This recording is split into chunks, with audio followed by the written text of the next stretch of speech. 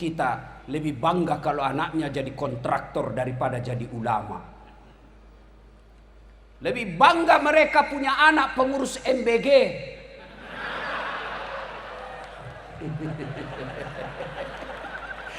Karena ada yang bilang 19.000 ekor sapi tiap hari. Ternyata usut punya usut, sapinya ada di Royco.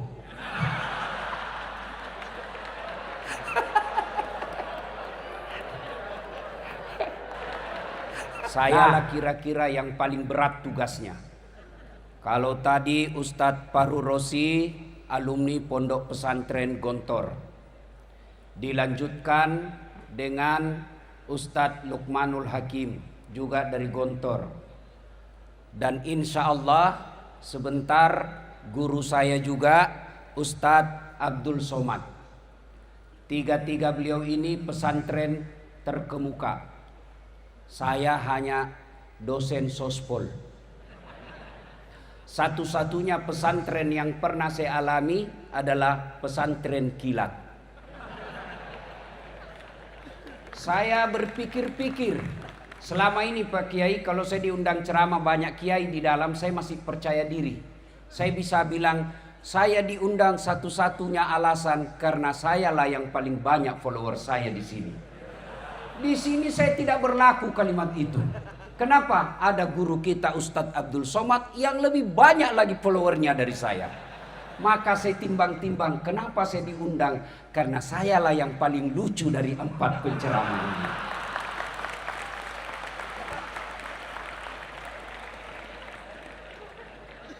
Saya pikir apa yang saya mau sampaikan ini?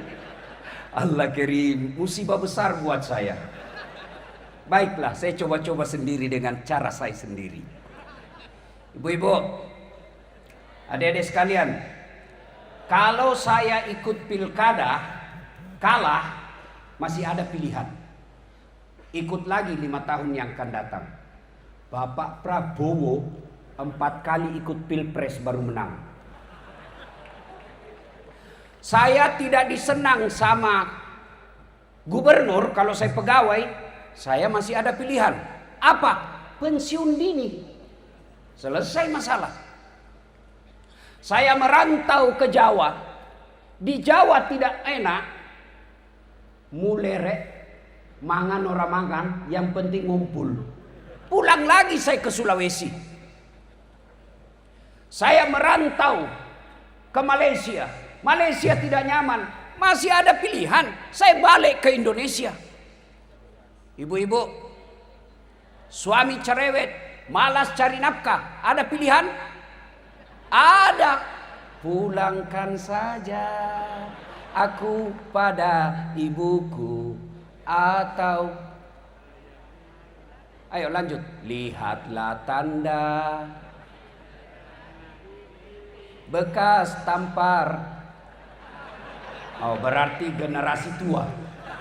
Karena ini lagu-lagu zaman dulu. Tapi masih lebih baik lagu zaman dulu daripada lagu sekarang. Tak bolak-balik, tak bolak-balik. Apa yang kita dapat itu? Iya. Suami cerewet, masih ada pilihan. Balik ke orang tua. Bapak-bapak, istri cerewet, malas masak, tukang gosip, tidak mau sholat. Ada pilihan? Ada. Malah 2 pilihannya, tambah atau ganti. Iya. Tapi tolong dijawab. Artinya, kalau menderita di dunia, masih ada pilihan. Menderita di dunia, masih ada senang-senangnya. Tidak ada orang dari pagi sampai pagi lagi sengsara terus hidupnya. Minimal dia gembira ketika dia nonton ceramahnya dan saat latih. Iya. Iya, Bu. Iya, Bu. Tapi tolong dijawab. Kalau masih masuk kubur, sedulur-sedulur masuk kubur, ada pilihan tidak? Senang tidak senang, tinggal kau di situ, tidak boleh kau keluar. Begitu kau keluar, viral satu dunia. Begitu kau balik ke rumahmu, orang di rumahmu malah lari tidak mau tinggal di rumah. Artinya, kalau menderita masuk kubur, tidak ada lagi pilihanmu. Alhamdulillah, Nabi memberi berita gembira. Umatku, orang Islam, anak cucunya Adam, kalau meninggal dunia masih 3 harapan yang akan menolongmu, yang kita kenal dalam dunia Islam, amal jariah. Apa itu? 1, anak yang soleh dan solehah. Ibu-ibu, Bu, saya mau tanya, Bu, bisa ndak anak ibu jadi dokter tidak pernah kuliah fakultas kedokteran? Bisa ndak? Ndak mungkin. Bisa ndak anak bapak punya ijazah? Salah paham lagi nih.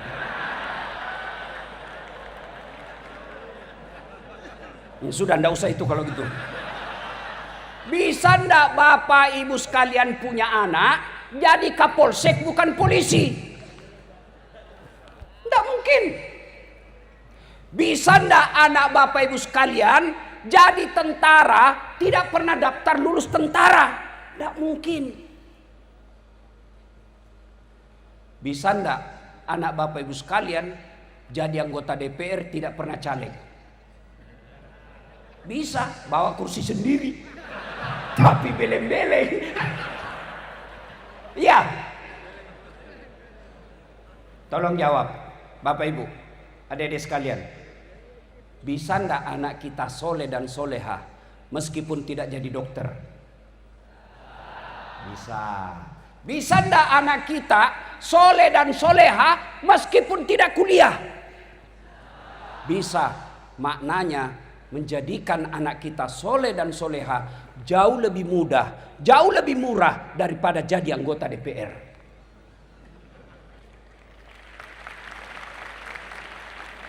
Tapi sayangnya anak-anak kita, ibu-ibu kita lebih bangga kalau anaknya jadi kontraktor daripada jadi ulama. Lebih bangga mereka punya anak pengurus MBG.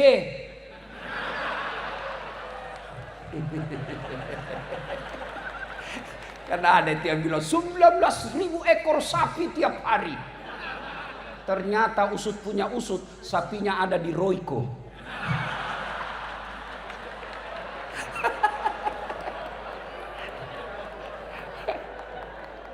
Nah, Bapak Ibu saudara-saudara sekalian, halo Ibu, Ibu, saya mau tanya Ibu, kalau Ibu meninggal nanti siapa yang doakan? Suami? Jangan harap Ibu kawin lagi. Oh, istri saya komplain. Jadi Ustadz, nanti kalau saya duluan meninggal, Ustadz mau kawin lagi. Saya peluk baik-baik dia Bu. Saya bilang, dengar kau sayang, jangankan kau meninggal, masih hidup saja saya selalu berpikir kawin lagi. Apalagi kalau kau sudah mati. Siapa yang doakan Bapak Ibu sekalian? Ibu-ibu kalau meninggal, siapa yang doakan? Anak. Sedulur-sedulur, kalau bapak-bapak meninggal, siapa yang doakan? Temanmu. Jangan harap. Ini ada polisi di sini. Pak Kapolres. Pak Kapolres doakan bapak? Enggak. Paling didoakan mudah-mudahan cepat pindah saya yang ganti. Ya. Coba lihat, bapak semua punya grup WhatsApp. Ketika ada orang meninggal, jangankan baca doa, ketik doa saja dia malas. Apa dia kirim? Stiker.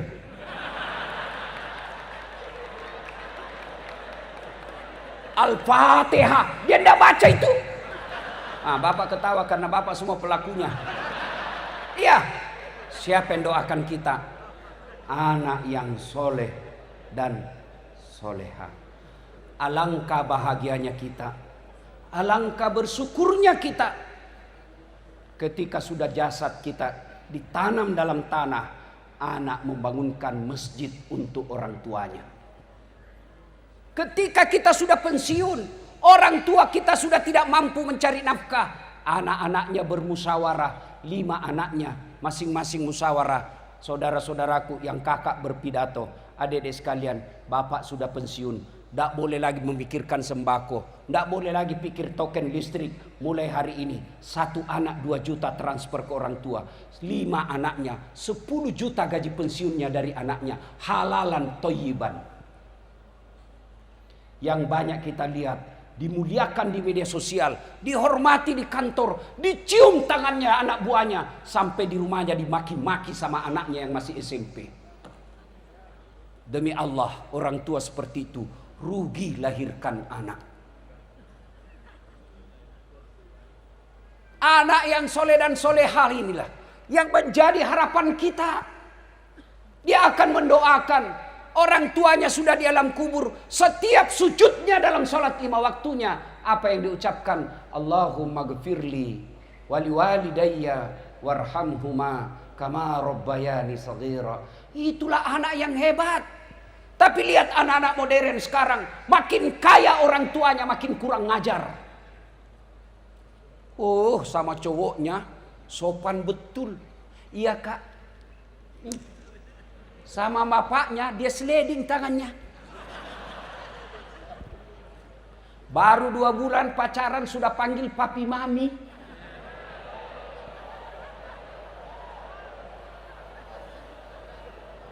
Pret. Orang tuanya tidak dihormati. Dinasehati sama orang tuanya, apa katanya? Itu kan dulu. Celaka orang tua seperti ini. Punya anak justru yang dilahirkan adalah raja. Yang kita harapkan punya anak, anak kita lah yang merajakan kita dan meratukan kita. Anak yang soleh dan soleha. Maka ibu-ibu,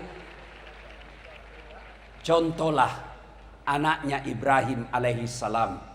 Ibu-ibu masih ingat Ibrahim alaihissalam? Ketika diajak ngomong anaknya, nak, saya diperintah Allah untuk menyembelih kamu. Menurutmu bagaimana? Kisah ini pelajaran buat kita. Orang tua tidak boleh otoriter dalam mendidik anak. Sudah nyata-nyata wahyu, masih diajak ngomong anaknya. Mail, Ismail. Jangan juga kau cari di kitab Mail, tidak ketemu kau sampai kiamat. Menurutmu saya diperintah Allah menyembelih kamu. Menurutmu bagaimana? Coba, sudah perintah Allah masih diajak ngomong. Banyak orang tua otoriter. Mentang-mentang dia gagal tentara, anaknya dipaksa jadi tentara. Mentang-mentang anaknya dia gagal jadi polisi, anaknya dia paksa jadi polisi. Mestinya lihat bakatnya anak kita. Kalau dari kecil dia senang pegang obeng, teknik. Dari kecil dia senang masak-masak, MBG.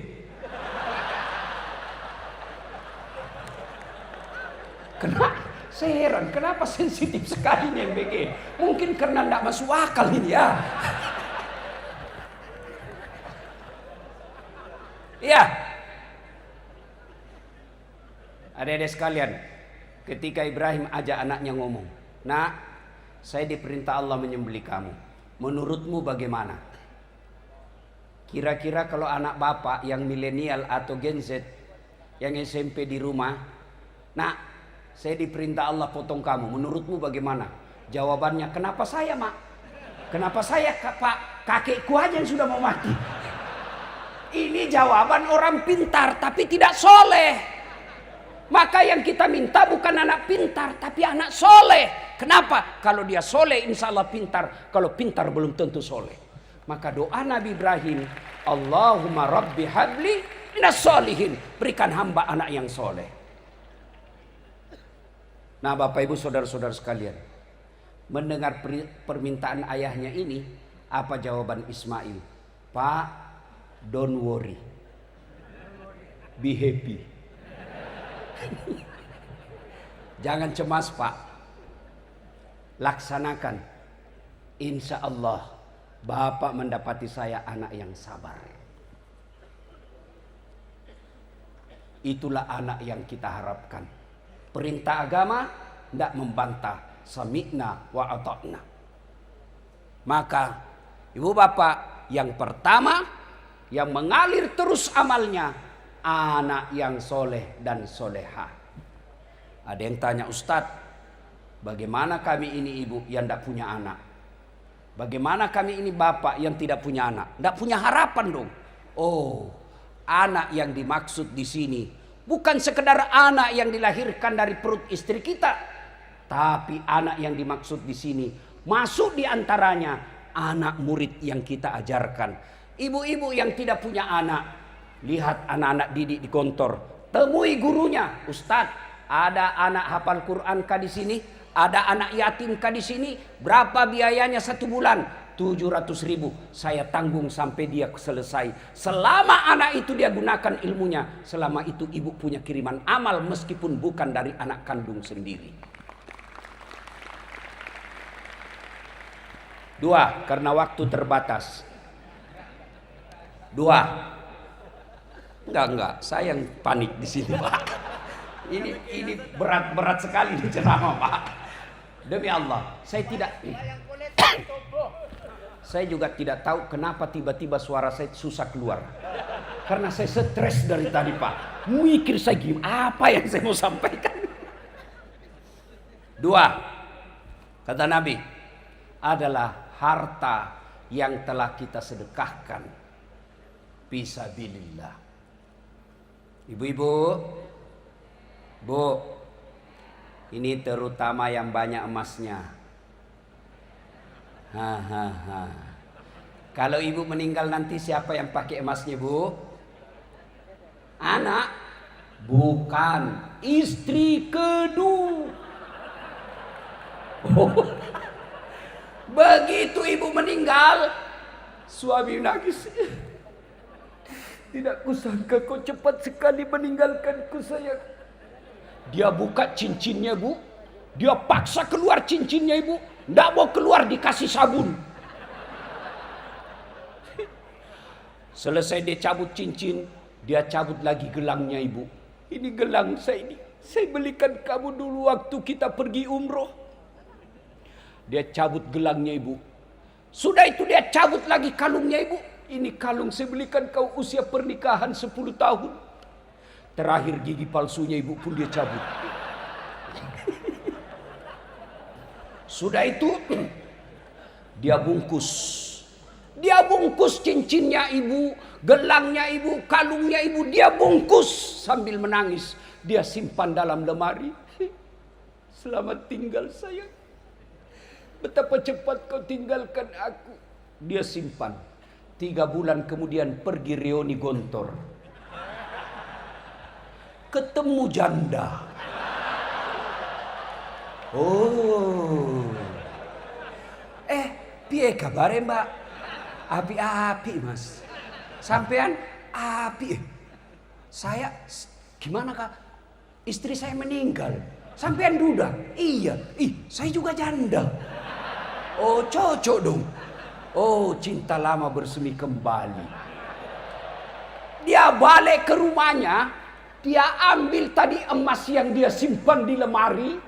Dia tarik lemari dalam emas itu. Dia simpan dalam kotak warna pink. Dia bungkus lalu warna pink. Kasih pita-pita warna pink. Orang yang lagi jatuh cinta. Dia ketemu sama si janda. Lalu dia berkata, Dek, ambil saja ini emas. Sudah mati yang punya. Nggak lagi dia bilang wafat, dia bilang kamu mati. Bu, daripada diambil janda, mending bawa ke Gontor. Bawa ke pesantren untuk anak-anak kita. Ini yang disebut pandai menyikapi harta. Pak Kiai, saya bilang sama ibu-ibu kaya di Makassar, ibu-ibu yang kaya tidak usah pakai emas asli. Kenapa? Biar palsu orang juga tidak percaya palsu. Maka lebih baik kau pakai yang palsu, yang asli bawa ke pesantren. Saya bilang juga sama ibu-ibu yang miskin, ibu-ibu yang miskin tidak usah kau pakai yang asli. Karena biar asli orang juga tidak percaya. Maka lebih baik pakai yang palsu, yang asli bawa ke pondok pesantren. Jadikan dana untuk anak-anak yang soleh dan soleha lagi yang sekolah. Adik-adik sekalian, tanya Luqmanul Hakim, tanya Ustadz Abdul Somad, Abdul Fahur Rosi Ansor. Tidak ada orang bangkrut gara-gara sedekah. Tidak ada orang yang jatuh bangkrut karena sedekah. Yang sepanjang saya tahu justru dia kaya karena rajin sedekah. Dan tidak ada orang senang orang pelit. Saya mau tanya bapak-bapak, senang tetangga yang pelit atau dermawan? Ayo jawab. Senang menantu yang pelit atau dermawan? Senang pemimpin yang pelit atau dermawan? Tuh, tidak ada orang suka orang pelit. Bahkan orang pelit sekalipun tidak suka sama orang pelit. Dia bilang, tidak usah kau ke rumahnya, pelit. Padahal dia juga pelit. Maka bapak ibu yang hadir, alumni Gontor, ayo sedekahkan harta kalian untuk kemajuan pondok ini. Saya tidak punya duit Ustaz. Kalau Anda ahli di bidang media sosial, sedekahkan media sosialmu untuk pondok ini. Saya ahli komputer Ustaz, sedekahkan ahli komputermu untuk pondok ini. Saya ahli manajemen Ustaz, sedekahkan manajemenmu untuk kemajuan pondok ini. Inilah yang kita istilahkan dalam Quran, pastabikul khairat, berlomba-lomba dalam mengambil kebaikan. Insya Allah harta yang disedekahkan di jalan agama Allah tidak akan pernah habis, malah semakin tambah, makin tambah, makin tambah. Kalau bapak keluarkan dompet, mau isi celengan, ragu-ragu, benar tidak diganti tidak? Benar tidak diganti, dikata Ustaz Hasan. Oh tidak pak. Kenapa? Ana indosani abdibi. Benar Pak Kiai. Saya tergantung sangka hambaku. Kalau dia sangka diganti, saya ganti. Kalau dia ragu-ragu, tidak. Maka ada orang lewat celengan pak. Anak muda tepuk belakang. Pak, dia sodorkan, ini orang kaya pak, tapi pelit. Dia tarik dompetnya, dia cari 2.000 dia keluarin, masuk celengan. Lewat depan anak muda ini, ditepuk belakang, dari ada belakang. Haji. Ya, dia sodorkan uang 100.000. Wih, dalam hatinya Pak Haji, hebat betul ini anak muda. Masih muda 100.000. Akhirnya dimasukkan celengan. Begitu masuk celengan, dia bilang ini anak muda, Pak Haji, itu uangnya bapak yang jatuh tadi.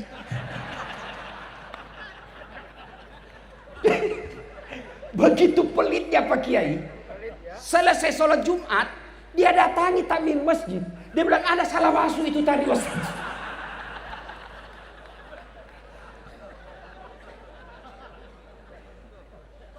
Pelit betul.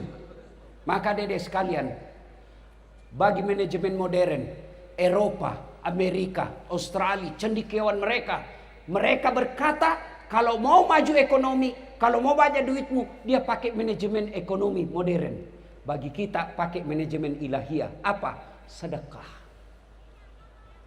Sedekah. Jangan berkata saya masih mondok, tidak mungkin. Sedekahlah, meskipun sedikit. Apa sedekahnya Ustaz? Dilihat pesantren. Oh, sini tidak ada sendal dari tempat wudhu. Ada uang belanja dari ibu. Belikan sendal jepit. Niatkan, ya Allah, tambahkan rezekiku. Saya akan ganti ini. Insya Allah, pondok ini bisa maju kalau kita semua berlomba-lomba dalam mengambil kebaikan. Salah satu di antaranya sedekah sesuai dengan apa yang kita miliki. Yang ketiga, yang akan mengalir terus-menerus adalah ilmu yang bermanfaat. Saya bukan ustadz, ya teruskan ceramahnya ustadz. Kita punya semua grup WhatsApp, tapi sayangnya grup WhatsApp yang banyak kita teruskan, yang kita share beramai-ramai, kadangkala hanya isu-isu politik, Tapi ceramah-ceramah, konten-konten dakwah biasanya kita malas untuk teruskan ke grup WhatsApp lainnya.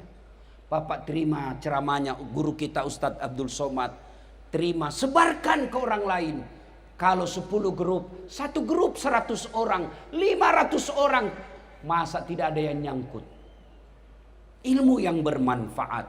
Saya sayang, biasa heran, cuma yang selalu disebarkan ceramah saya meleset-meleset sedikit.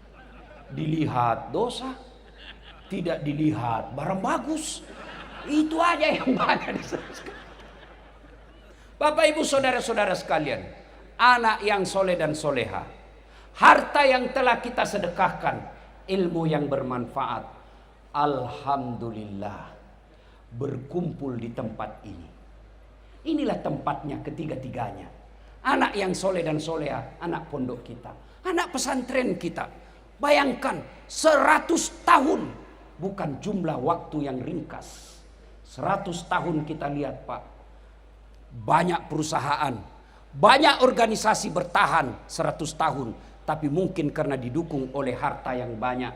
Banyak organisasi perusahaan bertahan 100 tahun, mungkin karena didukung oleh oligarki. Tapi pesantren Gontor bisa bertahan 100 tahun, bukan karena harta, bukan karena kekuasaan, bukan karena oligarki, tapi karena nilai. Mungkin kita melihat ada pesantren dibesarkan oleh keluarga, tapi apa yang ditularkan, dia menjadi warisan keluarga itu. Tapi Darussalam Gontor diwariskan bukan untuk anak cucunya, tapi untuk umat, menjadi badan wakaf. Itu yang menjadi nilai buat kita semua. 100 tahun silih berganti pejabat, silih berganti rezim, tapi alhamdulillah Gontor tetap berdiri sampai sekarang. Kalau Anda mencari Gontor, jangan cari gedung yang tinggi-tinggi. Kalau Anda mencari Gontor, pada awalnya bukanlah tanah yang lapang dan gedung yang mewah, tapi dimulai dengan cita-cita 3 pendiri bersaudara yang kita kenal Trimurti, yang sampai detik ini karena keikhlasannya bisa bertahan sampai 100 tahun. Tapi tidak boleh puas sampai di situ. Pertanyaan makin besar, mampukah kita abad kedua berikutnya? Saya yakin dengan semangat 3 tadi, insya Allah, jangankan 100 tahun yang akan datang, biiznillah, dengan izin Allah, maka Gontor akan bisa lebih tua dari Republik Indonesia, insya Allah. Indonesia baru berapa puluh tahun, Gontor sudah 100 tahun. Mudah-mudahan Allah memberkati tempat ini, guru-gurunya, santri-santrinya, dan insya Allah abadi sepanjang zaman. Ini saja yang ingin saya sampaikan. Kalau Ustadz Luqmanul Hakim pandai berpantun, karena memang orang Melayu. Kalau MC tadi pandai berpantun, karena memang diajarkan pantun. Kami orang Bugis tidak tahu pantun. Tidak ada. Maka dalam budaya bahasa tutur orang Bugis tidak ada pantun. Kalau orang Melayu ingin melamar, dia akan berkata, aku melihat ada bunga di taman. Bunga itu sudah siap untuk dipetik. Kalau orang Bugis tidak. Sudah besar anakmu ya? Kasih nikah anakku sama anakmu. Itu orang Bugis itu. Tidak pandai dia berpantun Pak. Itu orang Bugis begitu. Maka kami tidak tahu pantun. Maka saya mohon maaf tidak bisa berpantun. Ya, Bapak Ibu saudara-saudara sekalian, terutama para kiai, terima kasih atas penghormatan ini. Saya tadi tertolong. Sebab saya tadi lihat susunan acara, saya yang terakhir. Bayangkan kalau saya yang terakhir, di depan ada Ustadz Abdul Somad, mati gutu saya. Alhamdulillah, Ustadz Abdul Somad yang terakhir, saya bisa terselamatkan. Bapak Ibu saudara-saudara sekalian, terakhir sekali. Ini semangat buat adik-adik. Saya alhamdulillah orang Tionghoa pengantin di Makassar, non muslim, saya diundang ceramah nasihat perkawinan. Padahal non muslim, Tionghoa, diundang nasihat perkawinan.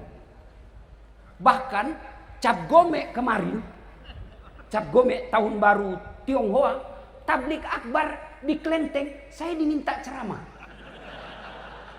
Inilah kira-kira yang disebut pesantren modern Gontor. Bisa diterima semua golongan. Mudah-mudahan adik-adik sekalian, dakwalah yang rahmatan lil alamin.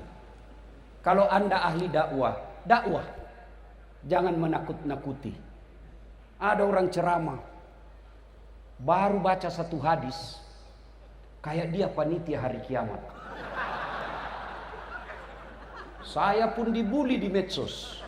Dibilangi kamu ustaz tidak sunnah. Cerita-cerita sunnah kamu tidak sunnah. Saya bilang, kenapa kau tuduh saya tidak sunnah? Buktinya kau tidak punya jenggot. Ya mau diapa kalau tidak mau tumbuh?